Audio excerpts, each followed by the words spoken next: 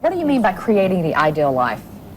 Well, when I was in college, I started thinking about why some people are so much more successful than others. Went back to school to study psychology to see if I could find out the answer to that question.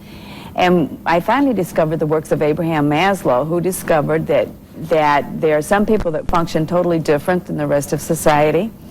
And he found that these people were healthier, they were happier, they were highly creative, and they had a high sense of intuition. Mm-hmm. They just seemed to know what to do.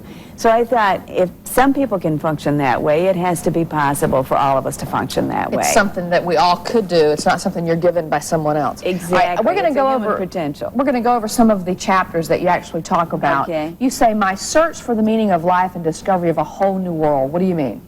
Okay. I took some time to say, what's life really all about, and why am I here? What should I be doing with my life? And what I discovered was actually a process for developing this more advanced way of functioning that Maslow discovered years ago. So it's a process. I started working with some breathing exercises to quit smoking, to help me quit smoking. And I found some stretching exercises and some focusing techniques. So it's really doing stuff for yourself. Exactly. Exactly. Okay. I put together a routine of things I started doing on a daily basis, and my whole life changed.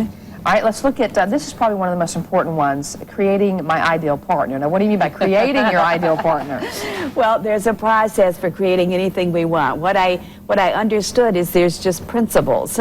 And if we can work in harmony with these principles, we can actually create anything we want. Mm-hmm. And I decided that I wanted someone to share my life with, and so I worked through this 7-step process, which allowed me to create my ideal partner, and we've been together for 22 years, have a great life. And more in the book, you'll explain what do you mean by creating that. Okay. Exactly. We talk exactly about how to do that. This is what I want to know about. You say creating a process for sharing. What do you mean?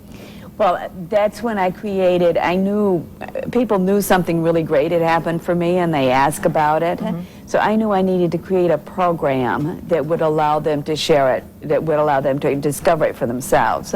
So I created a course, which my husband and I have been doing for the last 20 years, and thousands of people have had wonderful results from our course. Right. Very interesting. So the course now is in the book. The following is a Wisdom Original production.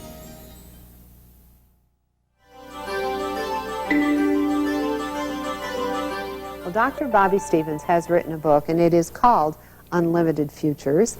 And really, we do have an unlimited future if we can take a look at the life we have and create the life we want. Now, in 1968, you had a bit of a personal epiphany in that you realized that there was something that you were doing that was actually developing not only your intuitive self, but was actually creating in you a self-actualized person.